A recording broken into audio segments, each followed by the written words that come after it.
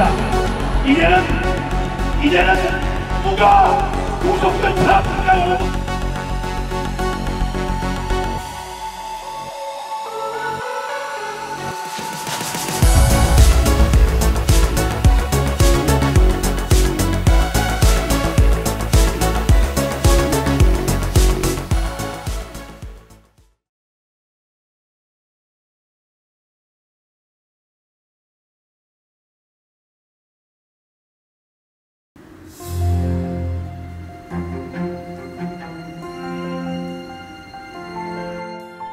중국과 군사 충돌 가능성이 끊이지 않고 있는 대만에서 지방자치단체장과 지방의회 의원들을 뽑는 선거가 지난 2022년 11월 26일에 있었습니다.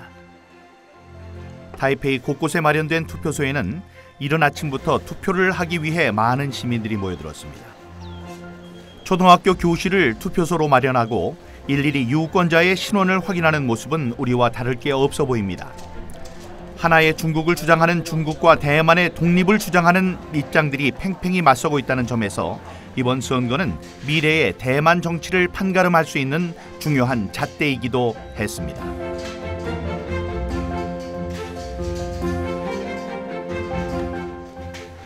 오후 6시 투표 종료 시간이 되자 선거 관리원들의 움직임이 분주해지기 시작했습니다.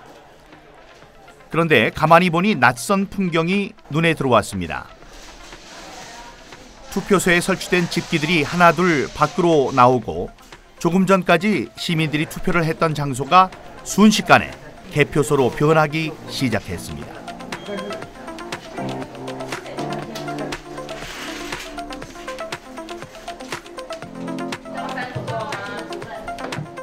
투표소가 개표소로 전환하는 데 걸린 시간은 10분 남짓. 놀랍게도 대만의 투표소에서는 투표함들이 움직이지 않고 있었습니다.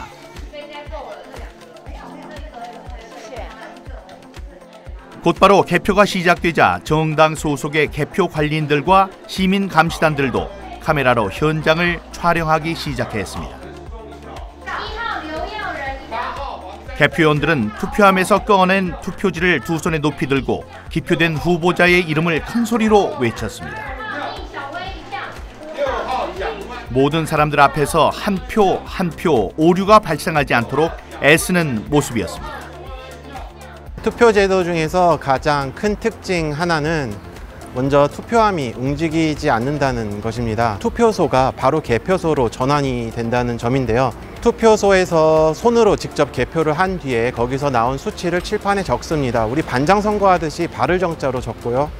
거기서 집계된 표 수는 이제 직접 숫자로 입력이 되어서요. 그 중앙선거정보센터로 전송이 됩니다. 거기에서 다시 집계가 된 뒤 중앙에서 이제 각 언론사로 배포가 되는 형식입니다. 대만의 투표제도에서 또 하나 흥미로운 점은 표의 집계 역시 일일이 사람의 손에 의해서 이루어지고 있다는 점입니다. 득표된 표는 곧바로 후보자의 이름이 적혀있는 칠판에 발을 정자로 하나씩 표기가 되었습니다. 세계 반도체 수출 1위를 달리고 있는 디지털 강국 대만. 도대체 대만은 왜 이런 아날로그적인 방식으로 선거를 치르고 있는 것일까요? 在这50年当中，每一次选举，国民党都作弊。那所以我们会觉得说，光在台湾投票都会作弊。那如果是在通讯投票，人民没有信心。一个是海外，一个是像军中啊、警察、军警，还有这个监狱里面。 假如也可以投票的话，那很可能都作票，所以我们就是一定要亲自投票，投完票立即开，那民众都可以在那里监督。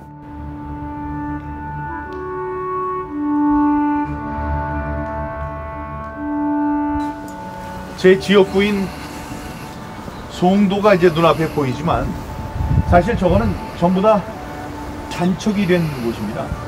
이 전체가 전부 다 바다였죠. 여기를 통해서 인천 상륙작전이 벌어지게 됩니다.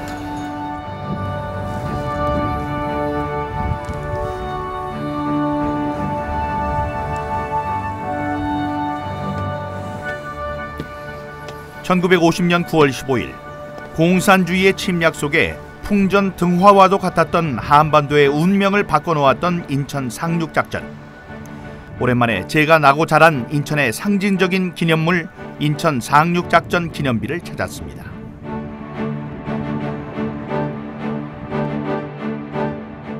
자유와 민주주의를 지키기 위해 자신을 희생했던 선열들 앞에 서니 제 마음도 숙연해졌습니다.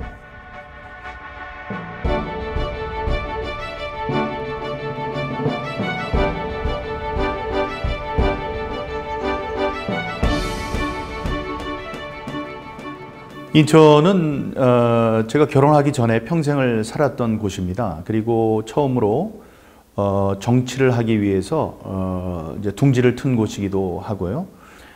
인천에 대해서는 저는 큰 자부심을 갖고 있었어요. 제가 태어난 곳이기 때문에 초중고등학교 저의 그 청년기를 다 여기서 보낸 그런 곳입니다.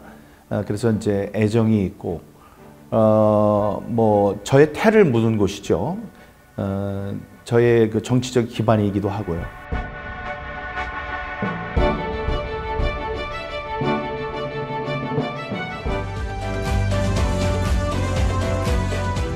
(4.15) 총선은 국회의원 민경욱이 지역구 인천에서 4년 동안 임기를 마치고 재선에 도전하는 순간이었습니다. 뿐만 아니라 그날은 2019년 집권한 문재인 정권의 실정을 심판하는 날이기도 했습니다.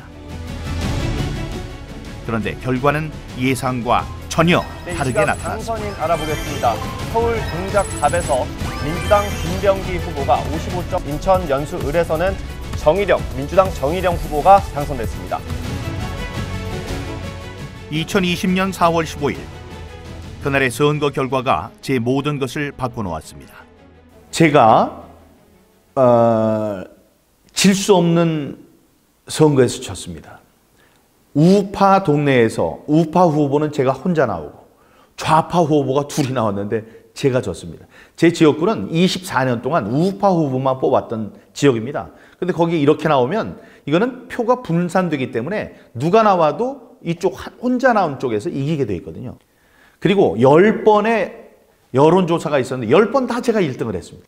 그리고 출구조사에서도 1등을 했어요. 근데 새벽에 바뀌었어요. 뒤집어졌어요. 그래서 저는 궁금했어요. 어디에서 졌나? 왜냐하면 제가 알고 있는 게 당일 투표에서는 이겼거든요. 제가. 4.15 총선에서 지면 안 되는 사람, 이를테면 민경욱 같은 경우에는, 민경욱 의원 같은 경우에는 절대 지면 안 되는 사람이었거든요. 질 수가 없는 사람이었는데 지더라고요. 그래서 참 신기하다 이런 생각이 들었고, 여러분, 당일 투표는 이만큼 있고요. 사전 투표는 요만큼 있습니다. 근데 당일 투표 이만큼 있는 것에서 제가 3,000표를 이겼어요. 그러면 당일 투표, 사전 투표 요만큼 있는 거에서는 1,500표쯤 이겨야 돼요. 반이라고 한다면. 근데 어떻게 되냐면 이만큼 있는 당일 투표에서 3,000표를 이기고 요만큼 있는 사전 투표에서 6,000표를 졌습니다. 이건 이상하거든요. 저희는 뭐 이길 거라고 봤죠. 왜냐하면 문재인의 실정이 너무 컸으니까. 근데 결과적으로 졌어요. 그래가지고 치고 나서 제가 그걸 봤는데 통계가 너무 이상한 거예요. 각종 결과들이 이해할 수 없는 그런 상황이었던 거예요. 그래서 이거 좀 심각한데? 부정선거 아닐까라는 생각을 했는데 약간 내부적으로 그 게임 회사 다니는 분이 뭔가 멘트를 줬었어요. 그래가지고 63대 36이라는 그 스코어가 가지는 의미, 그게 조작 상수가 들어간 것 같다라는 것이었고, 실제로 수도권 전역에서 미래통합당과 그 더불어민주당의 득표율이 사전 투표는 일관되게 63대 36이고 당일 투표는 오히려 이기는, 이런 말도 안 되는 이 산수만 해도 알 수 있는 이 현상을 보면서 이건 조작이다라는 판단을 사실 했었어요. 여론조사와 출구조사에서 앞서고 있다가 새벽녘에 사전 투표함이 개봉되면서 결과가 한순간에 역전되었기 때문에 진실이 무엇인지 반드시 확인해야만 했습니다. 0.39, 0.39, 0.39라는 이상한 이상한 통계가 3번이 겹쳐 나왔을 때, 그리고 서울, 경기, 인천에 민주당과 미래통합당의 후보들이 전체 얻은 표의 비율이 63대 36, 63대 36, 63대 36으로 3번이 겹쳐 나온다는, 이걸 딱 봤을 때 이거는 저는 예비가 돼 있었기 때문에 이건 무언가 잘못됐고 심각하게 잘못됐다는 것을 바로 알 수 있었죠. 그렇게 저의 부정선거에 대한 싸움은 시작된 겁니다. 지난 5년 문재인이 이루어온 결과는 결코 정의롭지 못했습니다, 여러분. 이제는 4.15 초홍선에 납득할 수 없는 결과에 의심을 품기 시작한 국민들이 하나둘씩 거리로 나오기 시작했습니다. 촛불로 이 정권을 부정선거 투쟁이 본격화되면서 집회에 참가해서 4.15 선거의 진상을 알리는 일은 더욱 중요한 일이 됐습니다. 저들의 조를 녹여버립시다, 여러분. 이 통계를 한국에서 제일 잘하시는 서울대학교 박성현 교수님, 한림원 원장까지 지내신 통계학과 교수님이신데 이분이 그러셨습니다. 이건 두 가지 케이스다. 하나님이 하셨던가 아니면 100% 조작이다. 이 서울에 600개 넘는 동네, 각 동이 있습니다. 동에서 민주당 후보가 항상 사전 투표에서 당일 투표보다 높았습니다. 이게 이기고 지고가 있어야 돼요. 근데 모든 동에서 민주당 후보가 이 사전 투표에서 당일 투표보다 항상 유리했어요. 이걸 갖고 박영하 교수님, 명지대학교의 물리통계학과 교수님께서 뭐라고 그러셨냐. 1000개의 동전을 하늘에 던졌을 때 똑같은 면으로 떨어질 확률과 똑같다고 그랬습니다. 그런 거는 150억 년 이 온 세계가 창조됐을 때부터 지금까지 1초에 한 번씩 던져도 안 나오는 그런 확률입니다. 그렇기 때문에 이게 어떤 하나만 이상하다고 해도 우리가 좀 갸우뚱할 텐데 이상한 게 너무나 많은 거예요.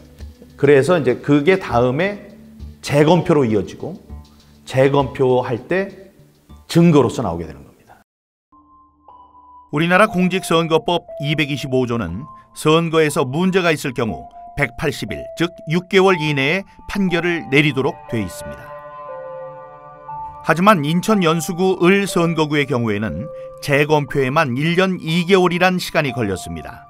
법과 규칙이 지켜지지 않고 있었던 것입니다. 재검표 절차를 진행할 때 전자개표기로 한 번씩 표를 다 집어넣거든요. 근데 이 선관위 놈들이 그 직원들을 하면서 이 투표지들이 붙어 있는 것들이 많아요. 가짜 표들을 만들어 놓으니까 이 투표지들이 붙어 있는 것들이 많은데 얘들이 이거를 집어넣으면서 다 하나씩 떼버리는 거예요. 붙어 있는 투표지들을 이렇게 붙어 있으면 이렇게 떼가지고 이렇게 집어넣는 거예요. 지금 오늘은 원래 이게 연락동사 신청을 하고 한 게 아니라서. 아니 그러니까 우리가 그때 의뢰한 거하고 조금 달라고 해서. 재검표장에서는 정상적인 투표지라고 볼 수 없는 이상한 투표지들이 곳곳에서 나타났습니다. 제가 처음에 그 투표지가 들은 박스를 딱 열으니까 깜짝 놀랐거든요. 왜냐하면 전부 다 투표지가 세 종이 그냥 인쇄에다가 갖다가 거기다 다 쌓아 놓은 거예요. 그 투표 박스에다가 그냥 우리가 말하자면 A4 용지 세 박스 뭐 큰 박스에다 집어넣으면 그런 상태. 그 전부 다 그렇게 돼 있고 그게 한두 장이 아니고 그냥 전체 박스가 다 그런 걸로 채워져 있고 그리고 한 박스씩 열어가지고 대법관들이 이제 거기서 그 숫자 세기 위해서 이렇게 하는데 저는 계속 그 뭐 숫자라든 이런 건 하나도 머리에 안 들어오고 그냥 전부 다 이거 전부 새 건데 이거 이상하다. 실제 투표한 게 아닌 것 같아요. 접은 게 없잖아, 접은 게.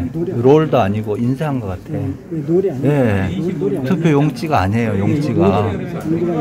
용지는 하얀색 롤 저기 1번만 그렇다는 거예요? 재검표 현장에 등장한 투표지들은 접힌 자국이 전혀 보이지 않는 마치 신권 다발처럼 빳빳하게 묶여있는 투표지들이었습니다. 모두 사람의 손을 전혀 타지 않은 것처럼 보였습니다. 롤 용지가 아니에요. 인쇄한 용지야. 이거 문제 제기해야 되는데 왜냐면 접힌 자국이 없어. 내가 여기 사진이 있거든. 일단 천장에 들어가면 천장이 뭐 통상적으로 종이란 건 이렇게 한번 접히면 형상 복원이 안 되잖아요. 이게 신기한 건 선관위는 이제 그런 부분에 대해서 형상 복원 기능을 가진 특수 재질을 사용한 투표지라고 그거를 선관위 그 유튜브에 팩트 체크라 명목으로 바로 올렸어요. 그 말이 안 되는 거잖아요. 근데 그 자리에서 아주 굉장히 거기서 소동이 일어났어요. 그래가지고 사진을 찍으려고 했더니 그걸 담당한 법관이 사진을 못 찍게 해요. 그리고 자기가 챙겨가지고 당장 가져가서 대법관한테 갖다 보고를 하고 이렇게 하면서 우리가 그래도 증거로 이제 남기기 위해 사진을 찍으려고 거기서 요청을 하니까 이미 봉인을 했기 때문에 사진을 찍을 수 없다고 이렇게 얘기를 하더라고요. 근데 나중에 그런 것들이 다 봉인이 없었어요. 죄송합니다. 네, 보세요. 이거 좀 봉인 안 되시죠?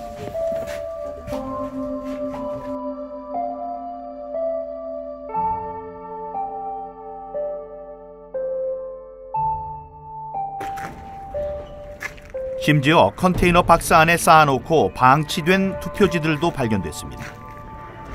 한적한 컨테이너 창고는 선관위 사무실과 멀리 떨어져 있어서 관리나 감독이 전혀 되지 않는 상황이었습니다. 봉인 도장이 반만 찍히거나 도장을 다시 찍은 투표 상자, 그리고 정체를 알 수 없는 공인되지 않은 투표 도장이 찍혀있는 투표지가 3,000장이나 발견되기도 했습니다. 심지어 투표지를 삼립방 상자에 보관한 것도 있었습니다. 국민의 소중한 한 표를 어떻게 이렇게 무성의하게 보관할 수 있는지 납득할 수 없었습니다.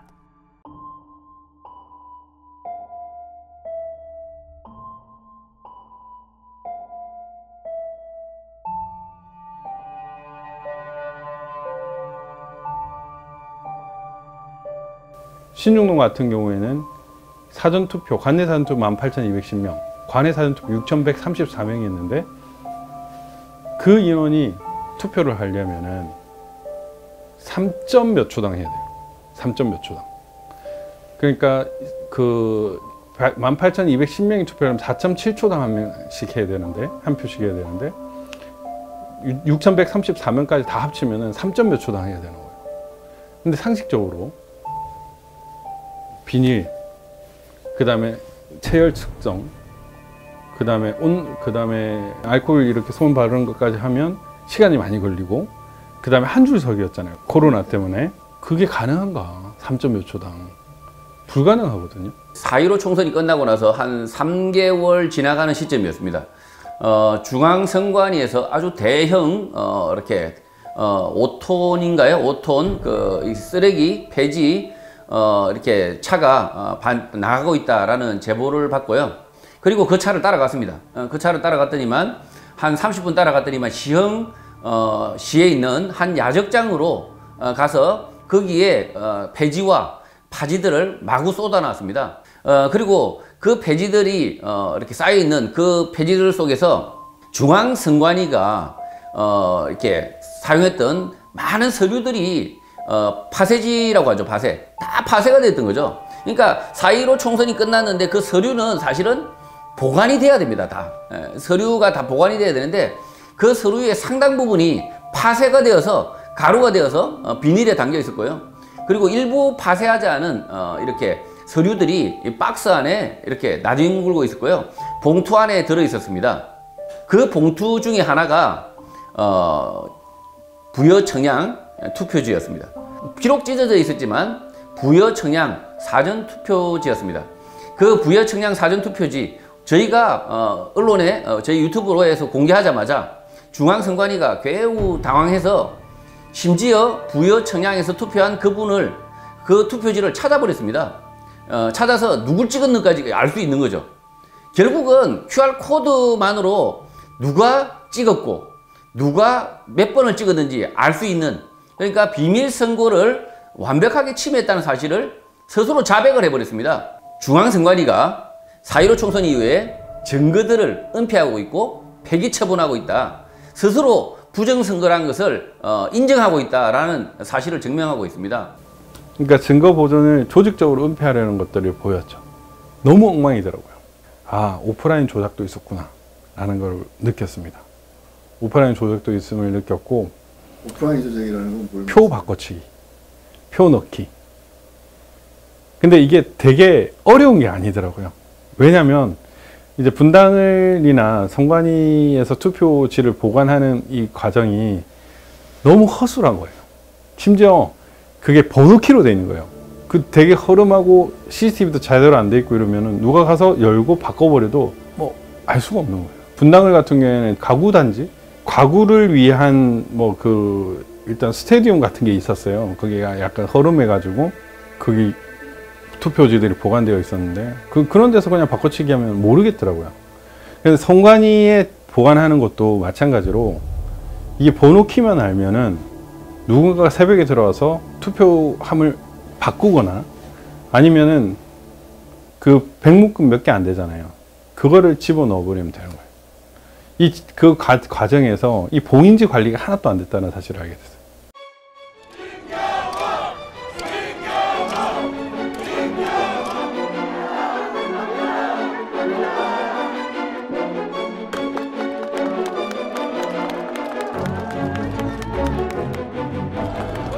거짓이 참을 이길 수 없고 불의가 정의를 이길 수 없습니다. 따라서 오늘 제가 제기하는 소송은 민주주의를 지키기 위한 저의 투쟁입니다. 대법원 이번 사건을 다룸에 있어서 그 어떤 정치적 압력에도 흔들리지 말고 다만 법과 양심 그리고 민주주의를 지키기 위한 사명감만으로 재판에 임해주기 바랍니다. 중앙선거관리위원회에 요구합니다. 중앙선거관리위원회는 선의의 피해자인지 아니면 부정선거의 주범이며 공범인지 국민들이 지켜볼 것입니다.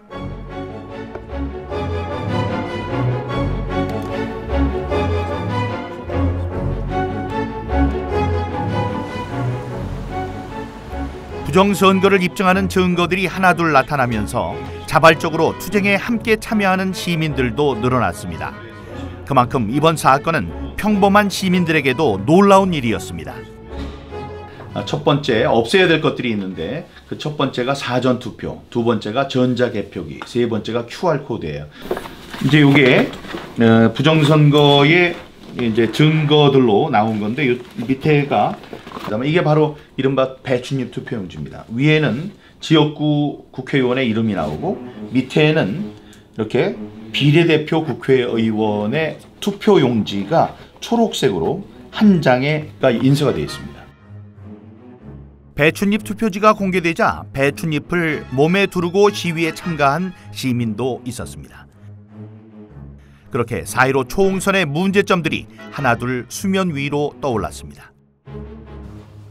자발적으로 부정선거 증거들을 확보하기 위해 팔을 걷어붙이고 나선 시민단체들도 있었습니다. 이들 덕분에 배춧잎 투표지 같은 비정상적인 투표지들이 결코 인쇄될 수 없다는 것이 확인되기도 했습니다.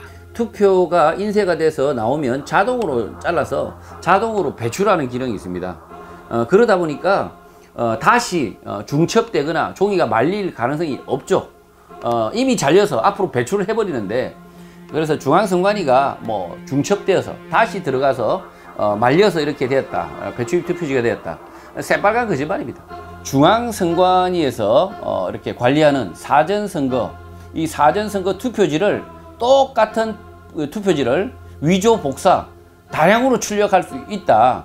개인이 만약에 이것을 가지고 사전선거 위조 가짜 투표지를 마구 출력해서 만들었다면 그건 지난 선거에 반드시 사용되었을 것이다. 저는 그렇게 생각합니다. 그다음에 이제 이게 굉장히 중요한 일장기, 그야말로 일장기 투표용지입니다.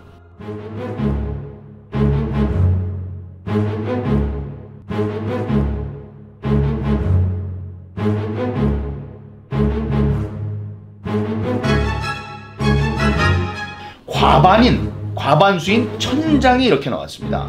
그러면 이 중에 누구는 반드시 봤어야 돼요, 이걸. 보고 항의도 했어야 되고. 여기에 투표를 한 사람 나오시면 10억 원을 드리겠다고 조선일보, 문화일보, 매일경제에 전부 큰 전면 광고를 냈습니다. 근데 지금까지 나왔나요? 안 나왔어요. 그건 뭐냐? 여기에 투표한 사람이 없다는 얘기죠. 그러니까 그 사람들, 대법관들이 지금 얘기하는 거는 어떤 것 같냐면 여기 시체가 있고 피를 흘리고 죽어 있고 그 앞에 피가 묻은 칼이 발견됐는데 칼에 지문이 묻어 있었어요. 그걸 보고 정상적이라면 그 칼에 있는 지문을 본 다음에 지문이 묻은 사람이 범인이다라고 추론하는 것이 맞는데 지금 이 사람들은 뭐라고 하냐면 이 사람이 지문이 나온 사람에 대해서 이 사람이 진짜로 이 사람을 죽였다면 이 중요한 칼을 지문이 묻은 채로 여기다 놔두지 않았을 것이다 라고 얘기하는 것과 똑같은 겁니다. 이거는 완전히 코미디예요. 코미디. 개콘이 그래서 없어진 게 아닌가 이렇게 생각합니다. 재검표 과정에서는 좌우 여백이 서로 다른 사전투표용지들도 등장했습니다. 사전투표 때 사용된 프린터는 좌우 규격이 미리 일정하게 정해져 있기 때문에 규격에 맞게 인쇄가 돼서 출력되는 게 정상입니다.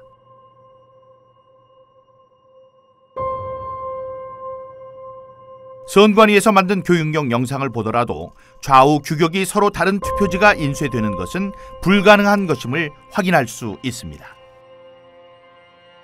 여기 글루건 보이시죠? 네, 글루건으로 고정을 합니다. 폭을. 투표용지가 다 100mm, 정확하게 100mm이기 때문에 그래서 이 폭을 아주 움직일 수 없도록 아예 고정을 이렇게. 이런 투표지들은 또 투표로 개표록에도 없어요.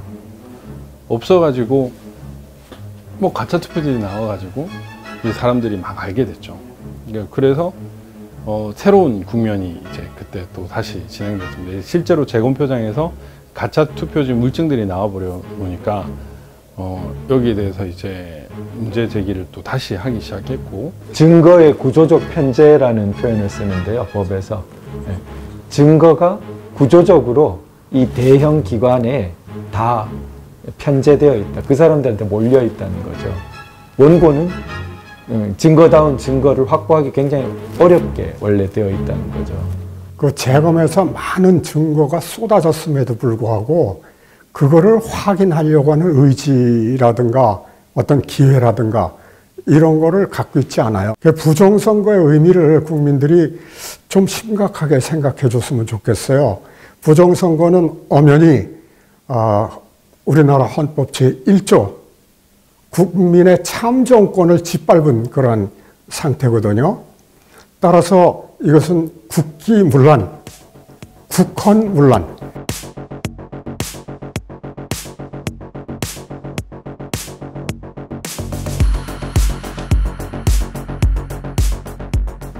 그 시기부터 부정선거에 대한 확신을 갖고 행동으로 옮기기 시작했습니다. 투표지를 위조하거나 부정한 방법으로 투표 결과를 조작하는 행위는 법으로 엄격하게 처벌하도록 되어 있습니다. 부정선거의 진상을 규명하는 것이 법을 지키고 수호하는 투쟁이라는 사실을 어떻게든 많은 사람들에게 알려야 했습니다. 이를 위해서 유튜브 등을 통해서 진실을 알리는 작업이 함께 진행됐습니다. 시민들의 자발적인 참여도 줄을 잇기 시작했습니다. 비록 처음에는 소수의 참여에 불과했지만 외롭게 싸움을 하고 있던 저에게는 큰 힘과 용기를 주는 분들이었습니다.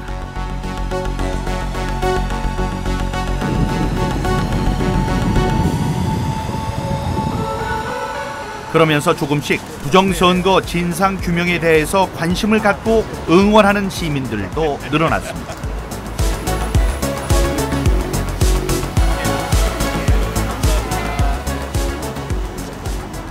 그래도 맨 처음에 2020년도에 부정선거 발생하고 그때 이후로 점차 의식이 많이 변한 거는 확실히 느껴져요.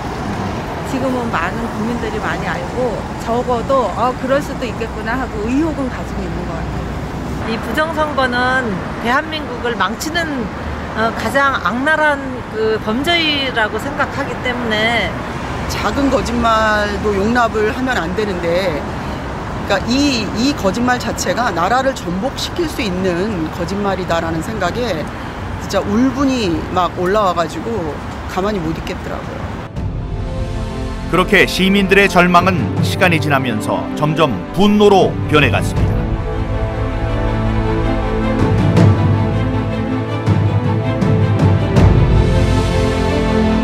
2년 3개월 동안 그야말로 또라이라는 이야기 들으면서 그렇게 살아왔습니다. 그런데 제 마음엔 뭐냐, 이것이야말로 진정한 민심을 듣는 일이고, 또 내가 원하고 내가 믿는 바대로 나의 정치적인 소신을 세상에 펴는 일이다. 지금 제가 있는 이 자태가 뭐 초라하고 남들의 손가락을 받을지 모릅니다. 하지만 저의 마음속에는 자부심이 넘쳐납니다.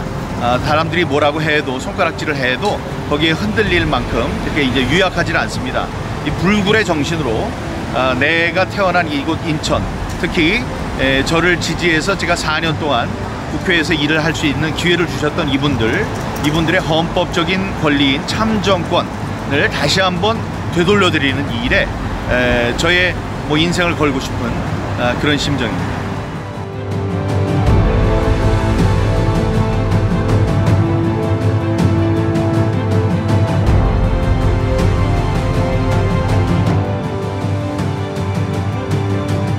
개성과 자유를 존중하는 민주주의의 상징 미국. 그러나 미국에서도 선거 부정으로 인해 지금 민주주의가 위협받고 있습니다.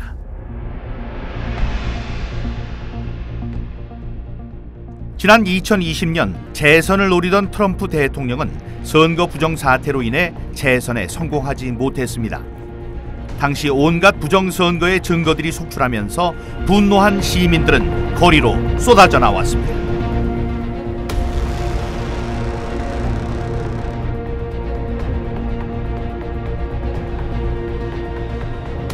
2020년 미국 대선에서 논란이 된 부분 역시 사전선거와 우편투표였습니다.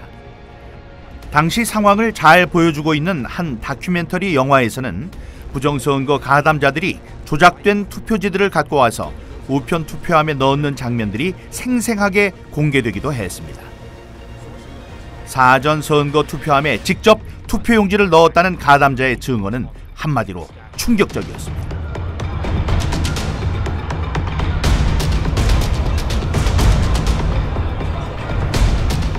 그 결과 경합주라고 불렸던 미시건, 위스콘신, 조지아 등에서 실제로 바이든 후보는 트럼프 후보를 앞서 나가면서 대선에서 승기를 얻었습니다. 도대체 2020년 미국 대선에서는 어떤 일들이 있었던 것일까요? I think that we have a time in our society when all of our major institutions have been completely corrupted, and we have a media that doesn't report factual information is totally corrupted. We have an intelligence community that's totally corrupted, and we have an educational system that is teaching people to hate each other rather than uphold and hold dear the very principles from which our country was founded. And I think that we're in a very, very difficult time right now. 이런 상황 속에서 미국의 민주주의를 회복하기 위한 시도들도 일어나고 있습니다. 2023년 1월 워싱턴 DC에서 개최된 March for Life라는 행사에서는 인간의 기본적인 권리인 자유와 민주주의 그리고 생명을 살리는 이 일에 함께 시민들이 힘을 모을 것을 결의했습니다.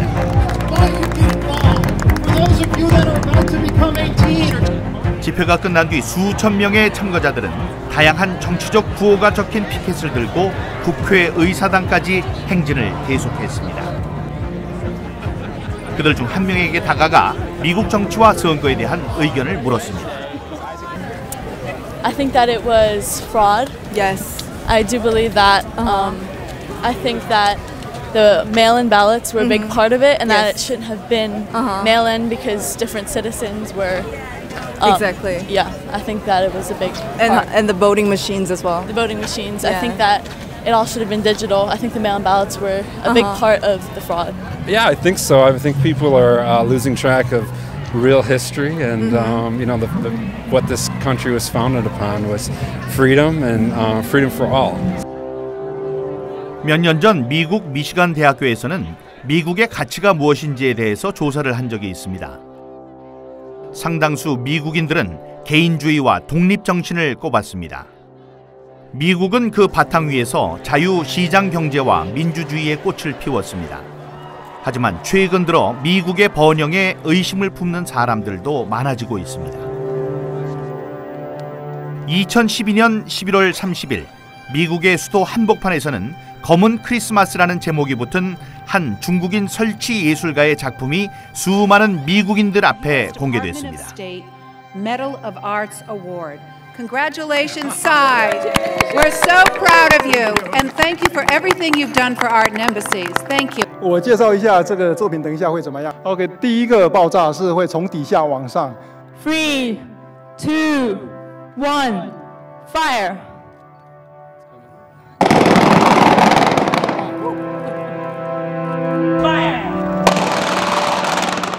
놀랍게도 검은 크리스마스라는 작품은 크리스마스 트리를 화약으로 폭파시키는 것이었습니다.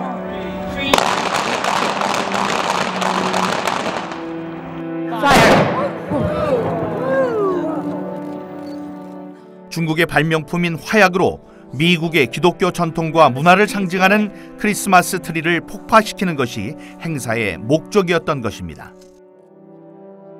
그렇게 며칠 후면 크리스마스를 맞이해서 밝게 불을 밝혀야 할 크리스마스 트리들이 검게 타올랐습니다. Now it looks like a Chinese ink painting. Thank you. 그것은 마치 미국의 가치를 정면으로 부정하는 행위와도 같았습니다.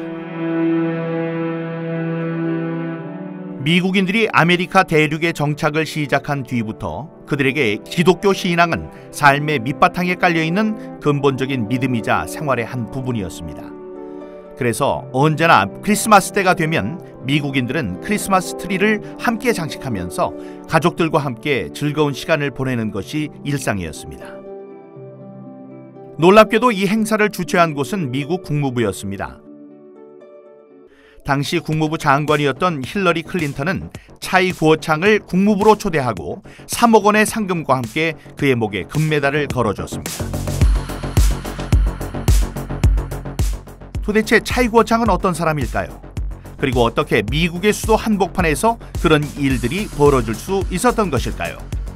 그의 행적을 취재하는 과정에서 우리는 그가 갖고 있는 생각의 단면을 확인할 수 있었습니다. 그 사건은 바로 2001년 벌어졌던 9.11 테러였습니다. 공식적인 사망자 숫자 3,000명, 뉴욕 세계무역센터 빌딩이 무너지는 광경을 보고 슬픔에 빠지지 않은 미국인은 없었습니다. 이 비극적인 사건을 당시 TV로 보고 있던 차이 구어창은 다음과 같이 말했다고 합니다.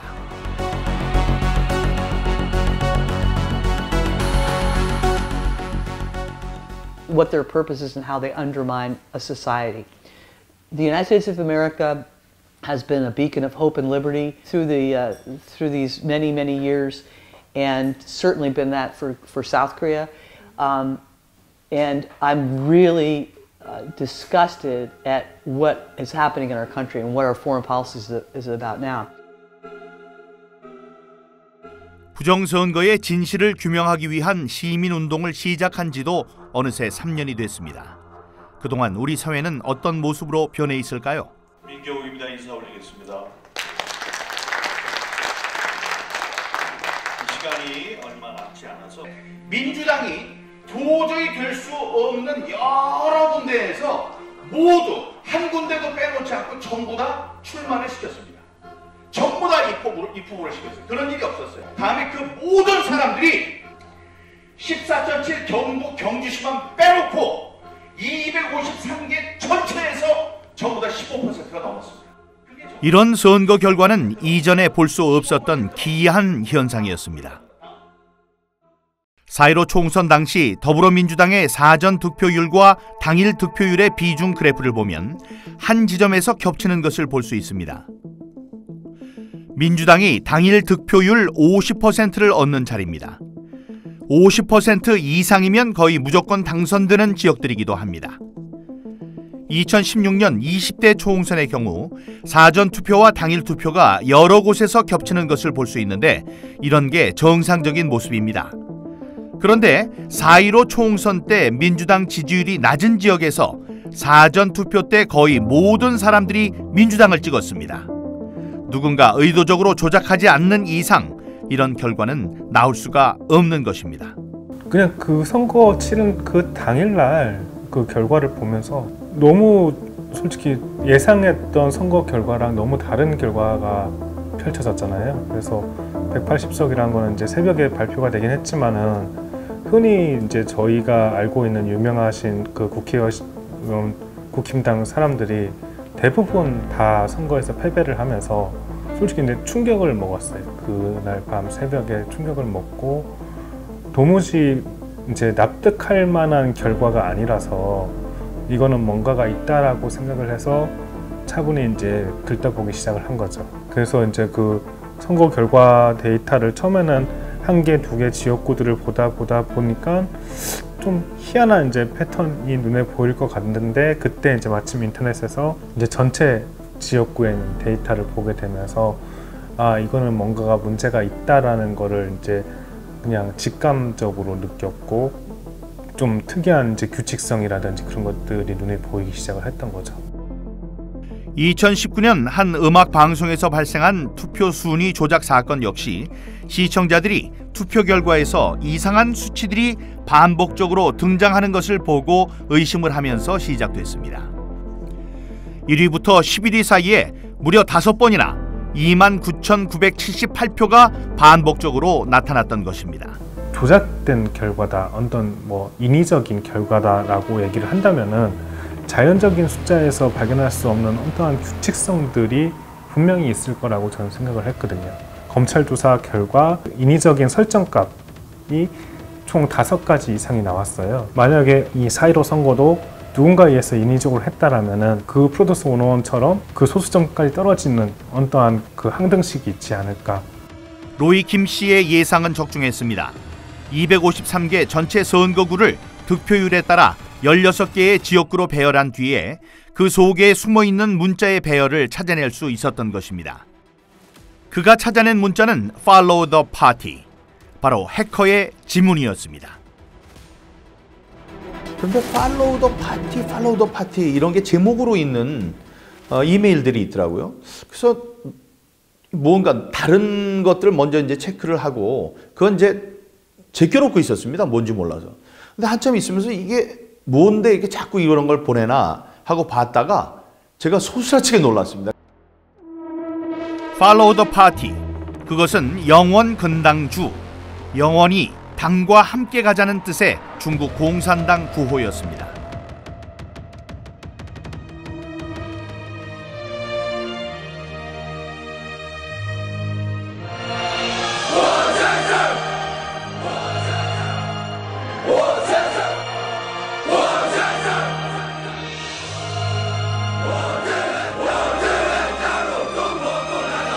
아스키 코드라고 숫자를 문자로 변환해 주는 거에 이렇게 맞춰 보았더니 FOLLOW 한 칸 떼고 THE 한 칸 떼고 PARTY Follow the Party라는 게 나왔다.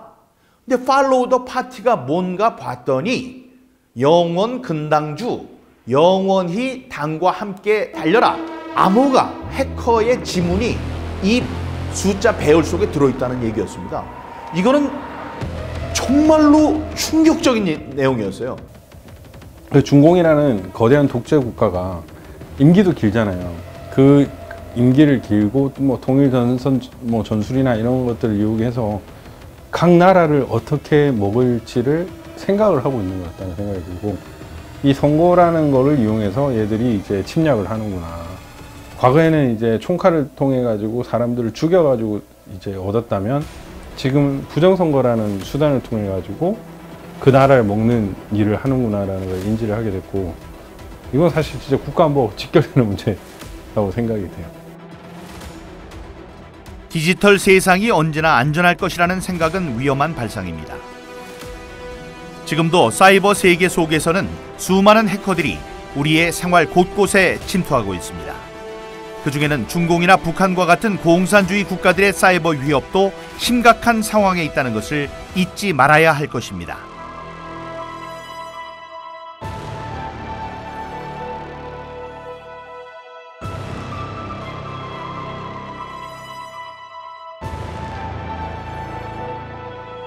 나라에 주권이 왔다 갔다 하는 대법관을 50억에 매수할 수 있으면은, 그러면은 중국 같은 나라가 한국 얼마나 우습게 보겠냐. 대법관 한 9명, 그럼 50억 곱하기 10해도 500억이면 나라 주권을 산단 말이냐. 너무 참. 이 부정선거로 당선된 인간들은요, 민심을 안 봐요. 민심을 안 보니까 어차피 조작하면 되는 거니까 그 자기들을 뽑아준 그 조작꾼들만 말을 듣거든요. 그러면은 결국에는 법이 잘못되는 것이고 그 나라를 팔아먹는다는 거죠. 그래서 이 사회적 비용은 어마어마하죠, 이거는. 이렇게 우리가 알지 못하는 통로를 통해서 이상한 숫자들이 막 나오고 표가 바뀌고 그것을 사람들이 알지 못하게 하고 검증이 안 되게 하고 이러는 피해보다 더 클까요? 생각해 보십시오. 대만이나 일본, 캐나다, 독일, 오스트리아 이런 데가 우리보다 디지털 역량이 떨어져서 그걸 안 하겠습니까? 신속한 것보다는 정확한 게 낫다. 단 한 번의 오류도 있으면 안 됩니다. 그래서 우리가 이 디지털보다는 아날로그 방식으로 가야 되는 거거든요.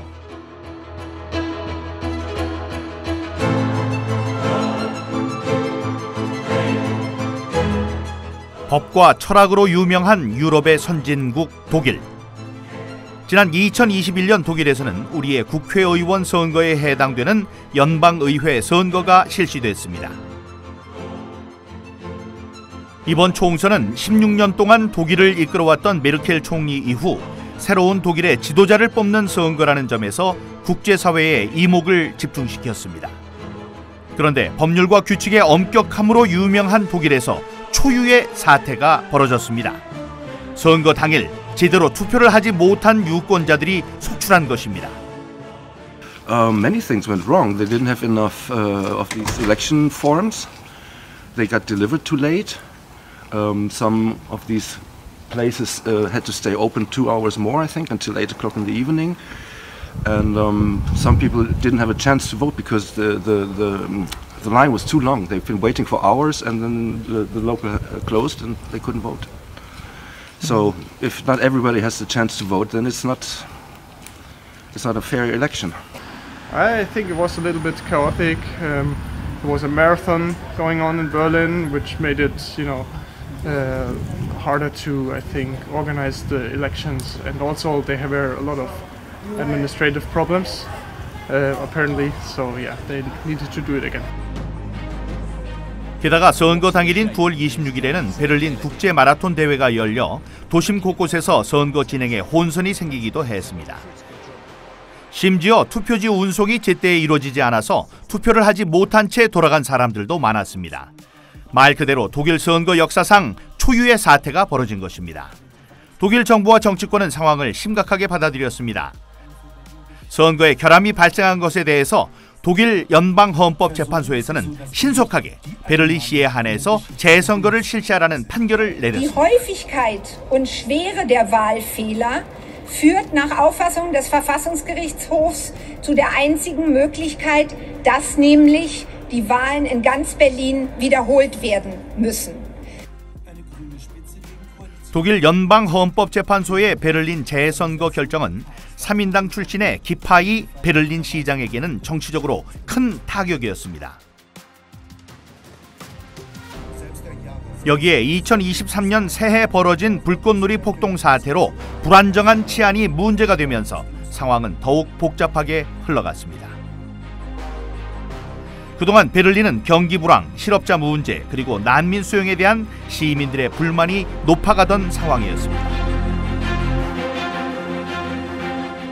재선거 당일인 2월 12일 아침부터 베를린 시민들은 차분한 분위기 속에 투표장으로 향했습니다.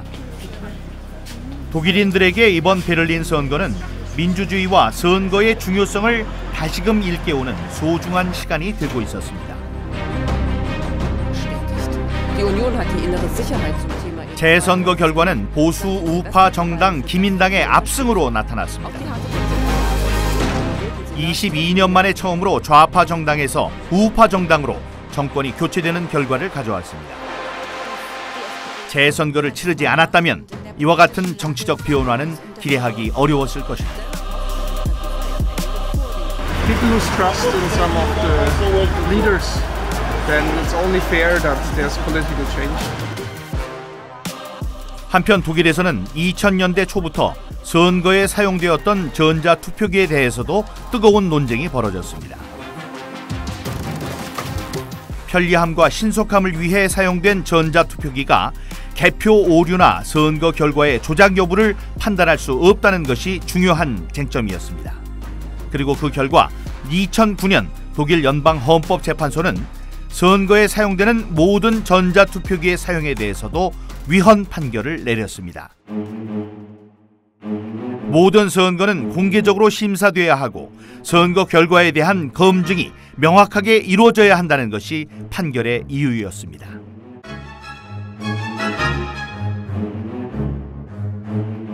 선거 결과에 대해서는 검증 가능할 수 있도록 하는 그 장치들, 제도적인 법규적인 장치들이 없기 때문에 무효다라고 판단한 부분이거든요. 오프라인상의 선거상의 문제점만을 생각해 왔었는데 이제는 그 온라인상에는 더 쉽다라는 점을 인식해야 되겠고, 중앙선거 관련의 규칙을 보면 굉장히 원칙적인 부분만 되어 있고 2009년 독일 헌재의 판단과 같이 선거 절차를 제어한다거나 선거 결과를 검증할 수 있는 장치들이 전혀 없습니다. 선진국일수록 아날로그 방식을 취하고 있습니다. 왜냐하면 디지털 전산이 얼마나 위험한지를 잘 알고 있기 때문입니다. 진실, 그 다음에 보안, 아니면 정직성 이런 것들이 더 중요한데 이 선거가 그런데 아주 편리한 것, 쉬운 것, 빠른 것을 추구하다 보니까 이 전산 시스템, 그 다음에 전산 장비 이런 것을 도입해서 결국은 선거가 부패하고 타락하게 만든 원흉이 되고 있죠. Well, let me tell you what we're going to do today. We have constructed a mini election. 2012년 미국에서는 전자투표기의 위험성에 대해서 시민들이 직접 참여하는 모의 투표가 실시됐습니다. 실험에는 전자투표기의 메모리 카드를 조작하기 위해서 해커도 참여했습니다. 투표에 참여하기 전 주최 측은 참가자들에게 한 가지 문제를 냈습니다. 메모리 카드를 사용해서 전자투표기가 해킹될 수 있는지를 묻는 질문이었습니다. 대부분의 참가자들은 해킹이 불가능하다는 데 표를 던졌습니다. It's impossible. So I vote no. I'm going to mark this ballot no.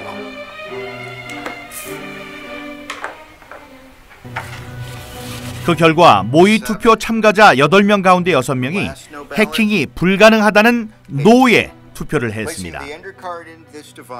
잠시 후 투표지들이 전자투표기를 통과하면서 투표 결과가 공개됐습니다.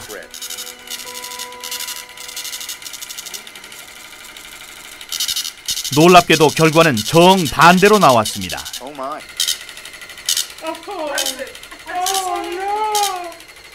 What is it? 7 yes, 1 no. Oh my god. Oh my gosh. Let me see. Here's the tape. 7 people said it could be hacked. And we put through 6 and 2. 6 no's and 2 yes. Oh my gosh. Do you know what this means? 곧이어 실험에 사용된 전자투표기는 투표 결과를 외부로 전송하기 위해 다른 곳에 위치한 컴퓨터로 옮겨졌습니다. 이 과정은 미국에서 전자투표기로 선거를 하고 중앙 서버 컴퓨터에 전송되는 것과 동일한 과정을 보여주는 것이었습니다. 참가자들은 숨죽인 표정으로 투표 결과가 전송되는 것을 지켜봤습니다. 잠시 후 해커에 의해서 조작된 투표 결과의 전송이 완료됐다는 표시가 떴습니다. Susan, what does this mean for you? Makes me cry. I'm sorry, but it does. Why? Why? There's so many reasons. The reason's because there are people out there who are giving their lives to try to make our elections secure, and they're being called conspiracy theorists and technophobes, and these vendors are lying and saying that everything's all right, and it's not all right. 만약 실험이 실제 선거였다면 완벽하게 부정선거가 완성되는 순간이었습니다. 미국 정치권에서도 전자투표기의 조작 가능성에 대한 논쟁은 계속 제기돼 왔습니다. 하지만 대부분의 선거 관계자들은 전자투표기가 인터넷과 연결될 수 없다는 이유로 해킹 가능성을 부인했습니다. 하지만 해커들은 손쉽게 해킹을 통해 전자투표기를 인터넷에 연결시킬 수 있었습니다.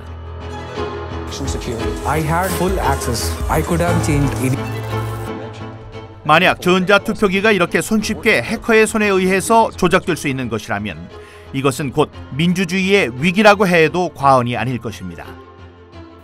지금도 수많은 나라의 선거에서 전자장비들이 사용되고 있기 때문입니다. 정말 한 사람이 한 사람 역할을 해야 공평한 게임이 되는 거잖아요. 근데 만약에 이제 누군가의 만약에 손을 탄다면 누군가의 개입으로 이 한 사람의 주권이 없어지게 된다면 이거는 정말 우리가 각성을 하고 싸워서 우리 주권을 찾아야 되는 상황이거든요. 전혀 나의 의지와 상관없는 결과들이 반복이 되고 그런 이제 말도 안 되는 일이 벌어지면은 우리는 정말 상상하기 힘든 어려운 삶을 살게 될 겁니다. 하지만 우리 정부나 정치권에서는 아직도 전자장비들의 선거 사용에 대해서 해킹이 불가능하다는 입장입니다. 얼마나 더 큰 불행한 사태가 벌어져야 문제의 심각성을 깨닫게 될까요?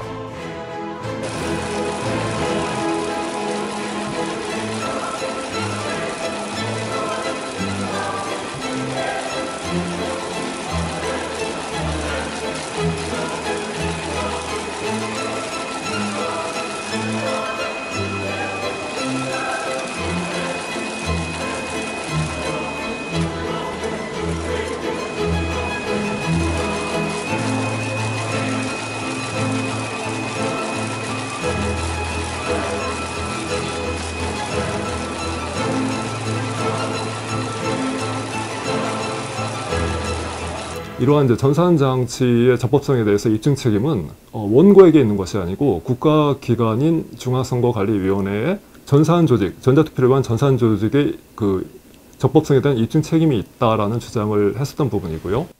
많은 사건들의 증거들이 있음에도 불구하고 이미 증거가 증거로 취급되는 사회가 아닌 게 돼 있어요. 어느 한쪽에서는 진실이 아닌 그런 사회가 돼 있습니다. 괴벨스, 스탈린, 레닌 이런 사람들이 주창한 게 있죠. 거짓말도 자꾸만 하면 진실이 된다. 이거요. 이게 너무 뿌리 깊어요.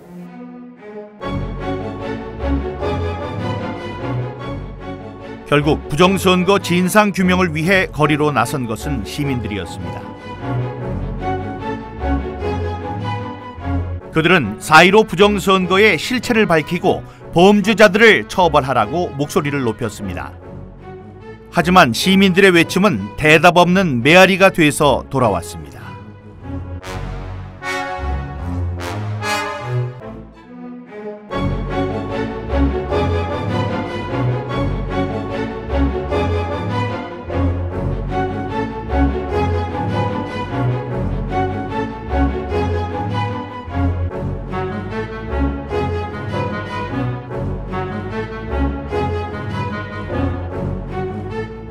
원고가 이런 부정선거 범행의 주체와 일시와 경위를 특정하지 못했기 때문에 이거는 원고의 입증 부족으로 패소를 선고한다.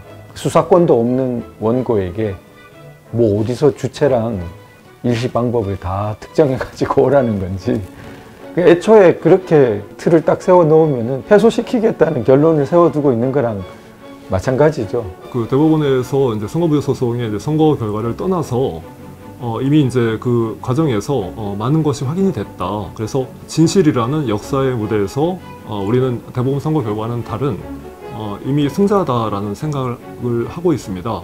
마지막으로 제가 상정한 것이 제도권 투쟁이거든요. 제도권 투쟁은 제도권 안에 있는 사람에 대한 설득을 통해서 이 문제 해결을 바라는 것과 또 제가 직접 제도권에 들어가서 저나 아니면 부정선거를 주장하고 있는 몇몇 분들이 정치권에 제도권에 들어가서 직접 해결을 한다면 법을 고치고 다음에 책임 있는 사람들에게 질문을 하고 추궁을 하고 이러면서 이제 진실을 찾아가는 그런 활동을 한다면 그것이 100배, 1000배 더 힘 있는 활동이 될 것이다. 2020년 4월 15일 대한민국에서 벌어졌던 부정선거는 정치인 민경욱의 삶에 족쇄를 채웠습니다. 하지만 시련과 고통 속에서도 부정선거의 진상을 규명하는 이 일을 포기할 수 없는 이유가 있습니다. 저쪽에서 지금 보이는 저쪽이 전부 다 바다였어요.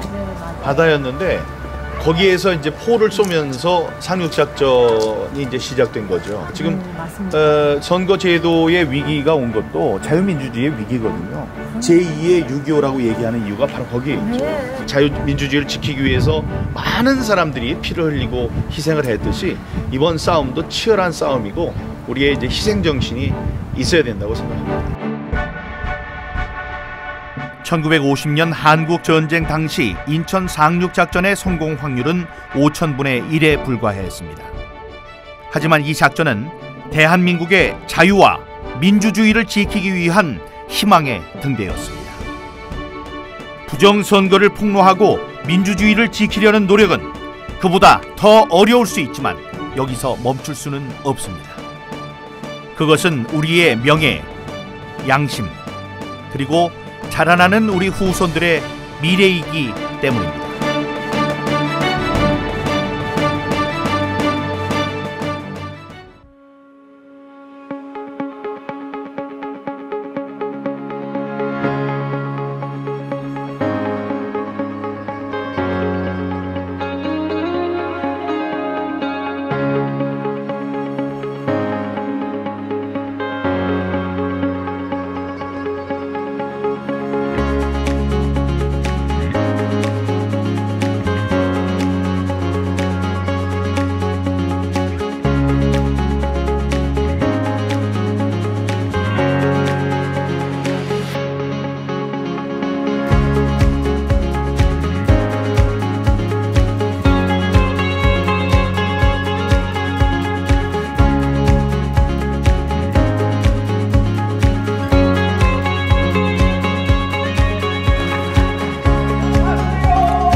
안녕하세요.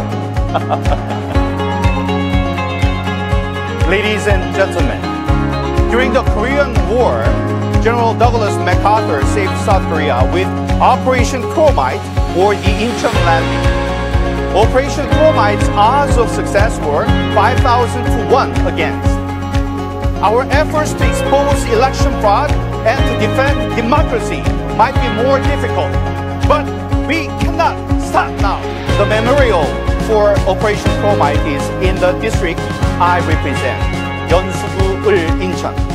I don't think this is a coincidence. The seeds of freedom planted by General MacArthur 70 years ago in Incheon grew in my father's heart and mind, and that made me fight for freedom. The son of a humble American soldier's houseboy now shouts, "Let's go together in this fight to preserve freedom and democracy." Thank you very much. Thank you.